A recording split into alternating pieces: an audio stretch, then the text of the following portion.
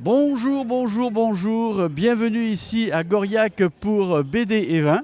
C'est la 16e édition aujourd'hui. Hier, on a fait l'inauguration, on a vu plein de personnalités et je vous propose de regarder quelques images. Monsieur le maire, Oui. présentez-moi un peu votre ville.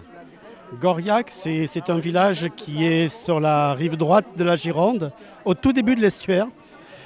Et c'est un village qui a plusieurs aspects.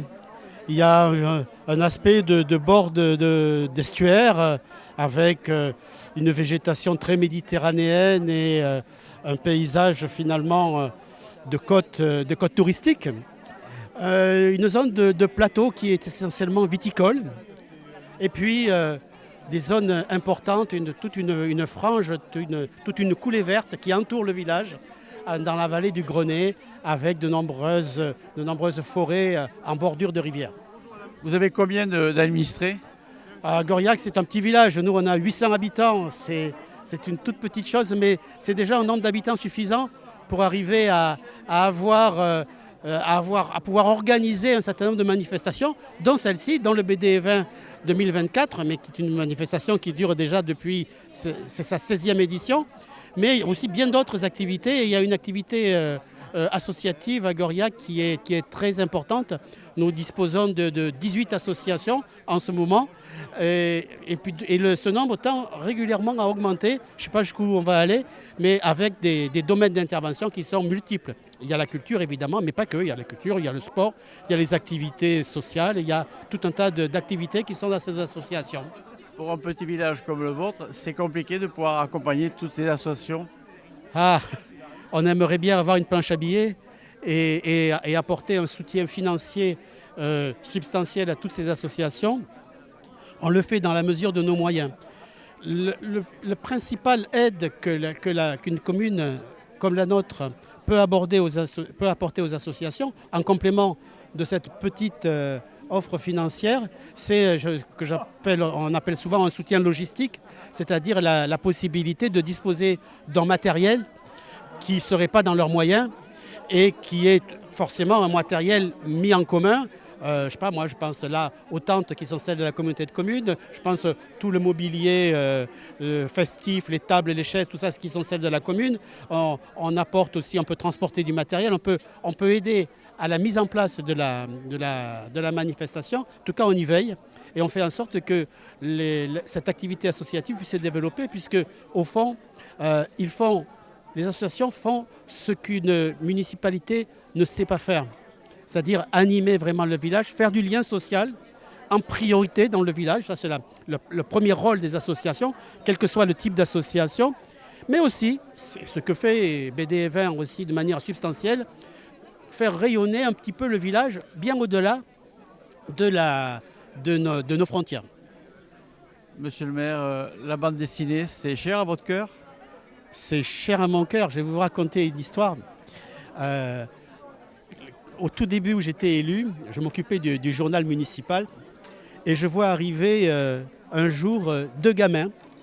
C'était Romain Sou et Johan Brossard, celui qui a parlé tout à l'heure, qui était effectivement, qui se connaissait depuis l'enfance et connaissait depuis l'école, et qui sont arrivés avec une BD. Ils faisaient dans plusieurs numéros du journal, ils faisaient une petite BD goriacaise.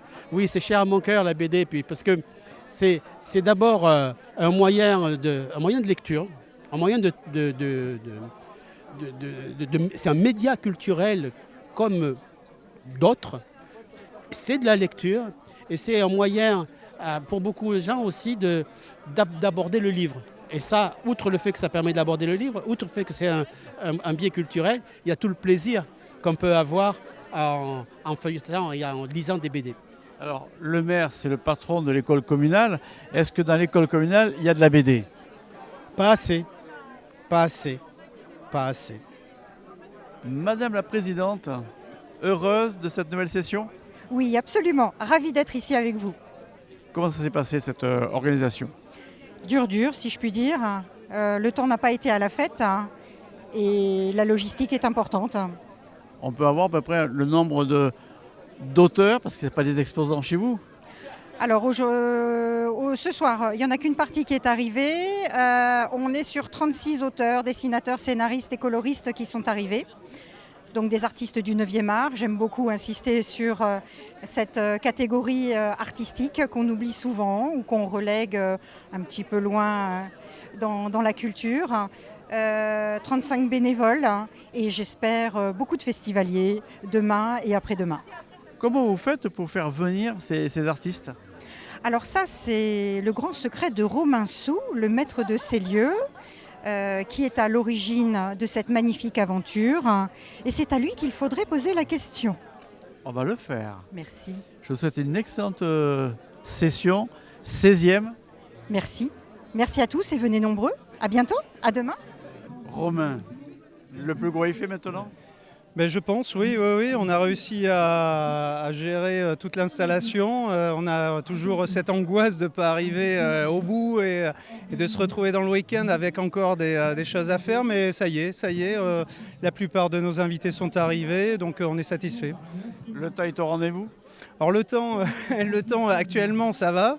Tout à l'heure c'était pas la même chose. Ben, j'espère que ce week-end ça nous laissera tranquille, au moins le temps du festival. Oui. Alors, j'ai posé une question tout à l'heure à la présidente, elle n'a pas su me répondre. Elle m'a dit il faut voir avec Romain. Comment vous faites vous pour faire venir ces artistes ? Alors déjà, ça fait donc 16 ans que l'on travaille dessus. J'ai commencé par aller les rencontrer progressivement dans d'autres festivals. Et voilà, j'ai même sympathisé avec certains. Au début, il y avait 6-7 auteurs qui venaient. Et puis petit à petit, ils m'ont dit on peut te faire venir un tel qui est connu. Ah, je dis ça serait sympa, oui. Et puis ils l'ont fait, ils sont venus. Et petit à petit, ça a grossi. Il y a eu une quinzaine d'invités, une vingtaine. Et là, cette année, on est à 35. Voilà comment ça fonctionne. Et par rapport à la bande dessinée, par rapport à tout ça, vous êtes vraiment très très intéressé, impliqué ? Ah oui. Ah, mais pour moi, c'est une passion, autant que le vin. Et c'est pour ça d'ailleurs que je voulais lier la BD au vin pour faire mes portes ouvertes. Et voilà, et puis ça a marché. Au départ, je me suis dit, si ça ne plaît pas aux autres, je me serais fait plaisir. Et finalement, non, ça plaît vraiment à tout le monde. C'est autant aux invités, aux auteurs qui viennent et aussi au public. Ouais. Alors, c'est le Château La Couture qui reçoit. Oui. Vous pouvez me parler un peu de votre exploitation ? Alors déjà, c'est les bénévoles de Estuaire, l'association Les Bénévoles de Estuaire qui reçoit au Château La Couture. En ce qui me concerne, l'exploitation, c'est une exploitation familiale, donc 12 hectares de vignes que l'on travaille actuellement en bio. Voilà, on fait des vins rouges, des rosés, des blancs, des méthodes traditionnelles, du jus de raisin également. Et, voilà, et puis on peut trouver tous ces produits en dégustation lors du festival. Voilà, l'ouverture s'est faite et maintenant on va essayer de voir quelques auteurs ici sur ce fameux salon de la 16e édition. Et je suis avec 2 auteurs, 2 dessinatrices, on va voir ça plus en détail. D'abord avec Aurélie Loiseau. Aurélie Loiseau, bonjour. Bonjour. Alors, racontez-moi un petit peu, vous faites quoi vous exactement ? Alors moi je suis la scénariste de la BD Histoire d'elle, donc, qui a été réalisée avec Alcovial, le dessinateur. Et je suis aussi sexothérapeute. La BD parle de 5 histoires de femmes, de leur sexualité, de leur rapport au corps, au désir, au plaisir. Et donc c'est écrit avec un peu d'humour, de légèreté et en même temps des vraies questions que se posent les femmes, ce qu'elles peuvent vivre dans leur quotidien, dans l'intimité. C'est facile à faire par rapport au monde extérieur ? Comment les gens l'appréhendent, ce genre d'œuvre ? En général, il y a beaucoup de curiosité et beaucoup de questions. Déjà, de voir une femme parler ou traiter ce sujet-là. Et c'est bien reçu, je trouve, autant par les hommes que par les femmes. Donc vous écrivez l'histoire, mais alors, pour la mettre à l'image, qui c'est qui s'en occupe ? Alors moi, j'écris l'histoire, le scénario. Je découpe vraiment toutes les cases en fait, mais je les décris avec des textes. Et ensuite, Alcovial, lui, a du coup dessiné en se servant de mon scénario. Voilà. Et pour faire une histoire, combien de temps ça met? Alors là, ça va être difficile à vous dire, ça dépend peut-être de l'histoire. Dans le livre, il y a des histoires qui font 3 planches, d'autres 5, d'autres 12. Ça va dépendre. Je peux pas vous dire. Ça dépend de l'inspiration. Je peux pas vous dire. C'est difficile. Et le thème aussi de la bande dessinée, ça vient comment? C'est un coup comme ça ou vous réfléchissez? Alors, ça part d'une idée. Et après, je réfléchis, j'élabore et il y a d'autres idées qui viennent et ça se construit comme ça. Ouais. Alors Céline, bonjour. Bonjour. Racontez-moi un peu, vous faites quoi exactement? Je raconte souvent mes petites histoires à moi, donc c'est un peu mon quotidien. Et c'est surtout la reconstruction de vie d'une femme. Voilà. Mais drôle. Enfin, j'essaye. Voilà. En clair, vous faites quoi? Du dessin et je raconte des histoires. Et vous faites tout Oui, oui. Donc le scénario, le dessin et la couleur. Et pour faire même question que pour Aurélie, quand vous faites un album, combien de temps ça vous prend? Beaucoup. Ça, c'est 8 mois de travail à peu près pour 60 pages. Voilà. On peut remarquer que tout à l'heure, vous avez aidé à montrer son film. Là, Aurélie n'a pas trop fait, c'est moi qui le fais. Mais bon, c'est pas grave, on ne lui en voudra pas trop. Bon, comment les gens appréhendent votre œuvre? Ils se reconnaissent en fait. Je pense que c'est des histoires qui parlent à tout le monde. Donc j'ai plutôt une cible féminine, mais même les hommes finalement se reconnaissent. Et ça parle du quotidien, donc de charge mentale, de ce qui nous traverse, comment on fait pour changer de vie, parce que j'ai changé de vie. Et du coup, c'est des scènes où tout le monde peut se retrouver en fait. Ça parle d'enfants, ça parle de petits chats, ça parle de mecs. Et c'est des histoires universelles. Alors ça, c'est des livres que vous mettez à la vente. Où c'est qu'on peut trouver vos ouvrages? Si mon éditeur a fait son travail, partout. Donc Fnac, Cultura, Amazon, libraire, partout. Et Aurélie, pareil? Également. On peut commander en librairie, Fnac, Cultura. Et si on Petit veut vous libraire. joindre? Si on veut me joindre. On peut me retrouver sur les réseaux sociaux, Instagram, Facebook, voilà. Donc on tape Aurélie Loiseau. Aurélie Loiseau, voilà, exactement. On me trouve. Et pour Exactement pareil, Céline Bayeux, on me trouve. Voilà, eh bien, écoutez, on va aller trouver d'autres auteurs ou autrices. A tout de suite. Après avoir vu 2 autrices, dont une est en train de se faire croquer, on va aller trouver maintenant Mika. Mika, bonjour. Salut, Aki Télé. Alors, toujours sur les bons coups? Bah écoute, moi je vais où on m'invite. Donc a priori, oui. C'est un bel endroit ici. Alors, parlez-nous un peu de ce festival.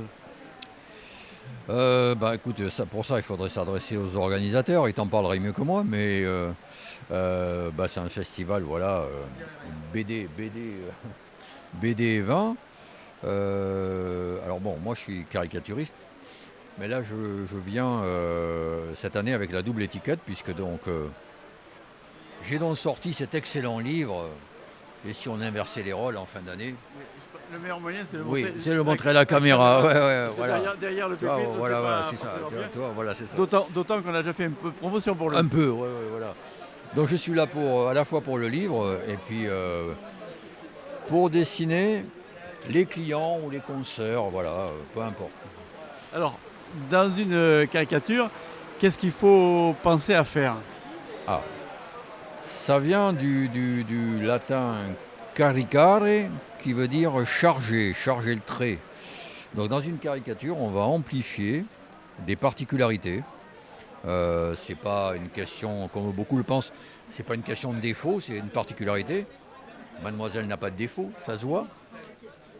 Donc on fait ses particularités, voilà. Donc c'est amplifier les particularités, voilà. Et puis après c'est un regard très personnel du caricaturiste. On pourrait être 10 à la dessiner, elle en aurait 10 différentes. Donc voilà. Pour être caricaturiste, qu'est-ce qu'il faut faire? Il faut être mauvais élève à l'école? Pas forcément, non. Mais je pense qu'il faut aimer ça. D'abord, il faut aimer la dérision. Voilà. Il faut d'abord aimer la dérision, je pense, puisque c'est quand même très axé sur la dérision. Après, non. On en discutait justement il y a 2 minutes, l'école, c'est une bonne école. C'est là où on fait nos gammes. On dessine les profs en cachette pendant les cours et tout, tu vois. Puis comme eux, ils ne posent pas sagement comme mon modèle ici, eux, ils sont... donc ils bougent, donc ils nous apprennent à aller le plus vite possible à l'essentiel, voilà. Pour éviter des heures de colle, évidemment. Chose qu'on n'a pas toujours évité. Hein. On vous laisse continuer? Ah bah oui, merci bien. Et merci de votre visite. Donc voilà, c'était Mika. Et maintenant, on va essayer de voir d'autres auteurs. À bientôt. Voilà, après notre périple, eh bien, on a vu pas mal d'auteurs jusqu'à présent. Mais là, il y a 2 auteurs que je vais vous présenter. Ce sont 2 auteurs un peu exceptionnels puisqu'ils viennent de l'autre côté des Alpes. Donc on a Claudio. Oui, bonjour. Et Lucas. Bonjour. Alors, vous venez d'où exactement d'Italie? Je viens de la province d'Udine, dans la région de Friuli. C'est pas loin de Venise, à 1 heure de Venise. Côté est? À côté est, proche de la Slovénie, de l'Autriche. Donc c'est le côté plus extrême à est de l'Italie. Et Claudio? Je suis italien, mais j'habite à Barcelone, en Espagne. C'est bon. L'Europe, toujours l'Europe. L'Europe. Alors, comment... parce que j'ai vu que vous faisiez des dédicaces. Oui. Claudio, lui, répondait déjà à des questions de personnes qui aiment bien votre travail. Alors, comment on est tombé dans la bande dessinée? Réellement, c'est naturel. Ça a été naturel. Parce que mon père, il est un collectionneur de la bande dessinée. Et en mon maison, chez moi, réellement, toujours il avait les bandes dessinées. J'ai un grand lecteur de la bande dessinée et j'adore dessiner. Et les 2 choses sont naturellement le fait que j'ai 10 ans la BD. Comment on peut définir votre style?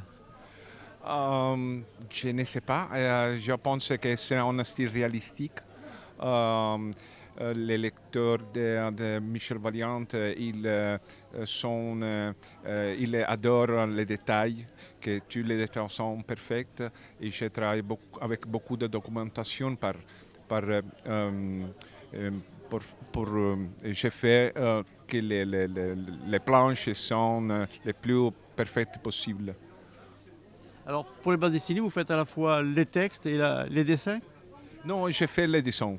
Les textes, les scénarios, c'est de Marco Bournier.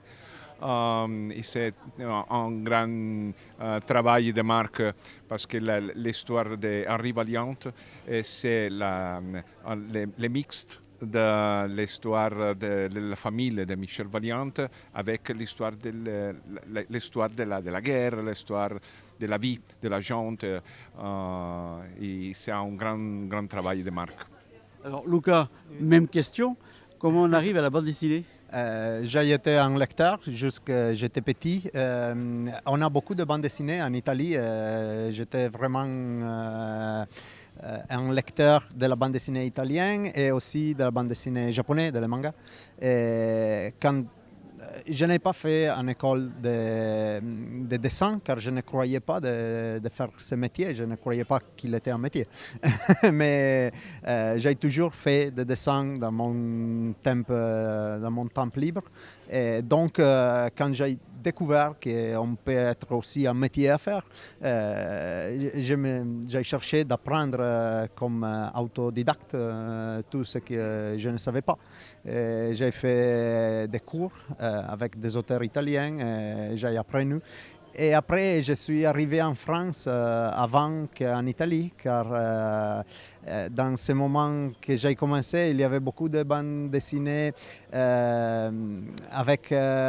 ils avaient besoin de coloristes numériques car il était le moment où la bande dessinée a changé, a commencé à être coloriée dans l'ordinateur et c'est une chose que j'ai toujours fait. Et donc j'ai commencé comme ça. J'ai fait beaucoup de couleurs pour beaucoup d'autres dessinateurs. J'ai appris beaucoup en coloriant les choses dessinées par différents styles, différentes personnes. Donc, a commencé comme ça, comme coloriste. Alors, on va montrer un peu ce que vous avez fait. Donc ça, c'est votre dernier ouvrage qui s'appelle Carcassonne. Non, ça c'est un ouvrage, Les Amants de Carcassonne. Il est sorti après la conjuration de Cluny. Il était en collection que Glénat a fait avec les monuments nationaux et ils ont fait un album sur chaque monument. Et la conjuration de Cluny était la première. Et donc j'ai fait le premier album de cette collection et après Les Amants de Carcassonne, mais je pense qu'ils sont passés déjà peut-être 10 ans de ces albums. J'ai fait plusieurs d'autres choses après, mais en effet, quand j'ai commencé, j'ai fait beaucoup de bandes dessinées historiques. Et donc au début, j'ai fait surtout Moyen-Âge et aussi fantasy, mais fantasy réaliste dans le Moyen-Âge, un Moyen-Âge inventé. Mais maintenant, j'ai toujours envie de faire des choses différentes. Et donc j'ai toujours cherché de ne rester pas dans le Moyen-Âge. Les derniers que j'ai fait, c'est un fantasy urbain avec un loup-garou. Et avant, j'ai fait un policier, écrit par un vrai policier en retraite qui nous a raconté des choses qui sont passées dans sa vie. Donc, j'ai changé. Et j'ai fait aussi une longue série sur l'agriculture. Maintenant, nous sommes dans un vignoble. Il y a des vignerons et j'ai fait une série qui s'appelle Les Seigneurs de la Terre sur une famille où les pères et les fils ne sont pas d'accord sur comment gérer leur domaine agricole. Et donc ça, elle a été une longue série de 6 longues pour moi, de 6 albums, choses différentes. Alors, les gens viennent vous voir, ils vous demandent aussi de faire une dédicace dessus. Donc c'est une dédicace que vous avez fait comme ça à la peinture dessus. C'est plaisant de faire des dédicaces? Oh oui, j'aime beaucoup ces moments avec tout le monde qui est intéressé à la bande dessinée. Et donc, les moments de dédicace, pour moi, c'est le moyen de rencontrer le lecteur et aussi les collègues. Car notre travail est un travail beaucoup solitaire. On est dans la maison, on fait le dessin tous les jours et donc les festivals ils sont les bons moments pour se rencontrer aussi, pour rencontrer le public et les collègues. Claudio, on peut voir votre album? Oui. Voilà. Donc c'est toujours l'univers de Michel Vaillant. Voilà, je suis le dessinateur de Henri Vaillant. C'est l'univers de Michel Vaillant, non? Réellement, c'est une histoire spéciale, c'est une histoire unique parce que réellement, le monde et les histoires de Michel Vaillant, le père de Michel Vaillant, c'est un protagoniste, mais il ne parle beaucoup de le père de Michel Vaillant. En cette histoire, il est réellement le protagoniste. Alors, tous ces albums, on peut les avoir donc chez Glénat, chez vous c'est chez Gladron, et en France on les trouve facilement. Glénat oui, mais celui-là aussi? Oui, Graton c'est l'édition de Jean Graton, mais réellement c'est le même avec Dupuis. Dupuis Graton c'est la même édition. C'est un bon éditeur, je travaille beaucoup avec Dupuis, je suis contente de travailler avec Dupuis, c'est bon. Un instant. Oui. Vous voyez, on ne cache rien. Le dernier, voilà. C'est ça, il n'est pas encore sorti. Ça, c'est une édition spéciale pour les personnes qui ont participé à le crowdfunding. car il a été fait un crowdfunding. Et donc ça, c'est l'édition Luxe, beaucoup grande, mais il y aura aussi une édition librairie après. Je l'ai importé seulement pour faire voir. Voilà. Et là, il n'y a pas de Moyen-Âge. C'est une histoire très sombre, avec beaucoup d'action. Après plusieurs années, là, j'ai pu faire les dessins et la couleur dans le même moment. Car d'habitude, il y a toujours deux personnes, quelqu'un qui fait le dessin et quelqu'un qui fait la couleur. Mais là, j'ai fait tous les deux. On va le remonter un peu parce que oui. on va pas Ok. trop bien. Voilà. Et il était plusieurs années que j'avais envie de faire un album avec tout l'art fait par moi-même, dessin et couleur. Et là était l'occasion. Super. Merci messieurs. À bientôt. Bientôt. À bientôt. Alors Romain, il y a une personnalité aujourd'hui. Oui, bien sûr. Je vous présente Elric qui a dessiné donc le dernier Spirou qui va sortir la semaine prochaine. Alors, vous pouvez expliquer un peu votre album? Oui, alors déjà, j'ai pas fait que le dessiner, on l'a écrit à 3 avec mes amis Clément Lemoine et Michael Baril. Et on l'a mis en couleur, Michael Baril et moi aussi. Et on l'a conçu tous les 3, ça faisait 2-3 ans qu'on travaillait dessus. Et on a terminé il n'y a pas longtemps, il est en ce moment en pré-publication dans le journal Spirou. Comment ça se passe entre l'idée, l'écriture, la mise en couleur, les dessins, l'impression? D'abord, trouver l'idée, nous ça a été une discussion, on était au restaurant, une discussion informelle comme ça où on s'amusait à inventer des reprises de différents personnages classiques de la BD franco-belge. Et tout d'un coup c'était autour de Spirou. Et il y en a un des deux, Michael ou Clément, je ne sais plus, qui avait vu un documentaire sur le débarquement américain à Cuba, donc sur la baie des Cochons. Et on a commencé à faire un rapport entre les deux en disant ce serait bien qu'il y ait un événement historique réel qui intervienne, un peu comme c'était le cas dans Vacances à Budapest de Chaland, qui était un événement de l'époque qui n'avait pas été traité à l'époque. Et donc ça a commencé à se tisser comme ça. Et après on l'a proposé aux éditions Dupuis. Et ils l'ont accepté. Donc après il fallait faire le storyboard, l'ancrage et tout, la couleur, voilà. Alors, il est en vente prochainement, il est déjà en vente? Alors comme je disais, il est pré-publié dans le magazine Spirou depuis la semaine dernière et il sort le 24 mai officiellement en librairie. Donc.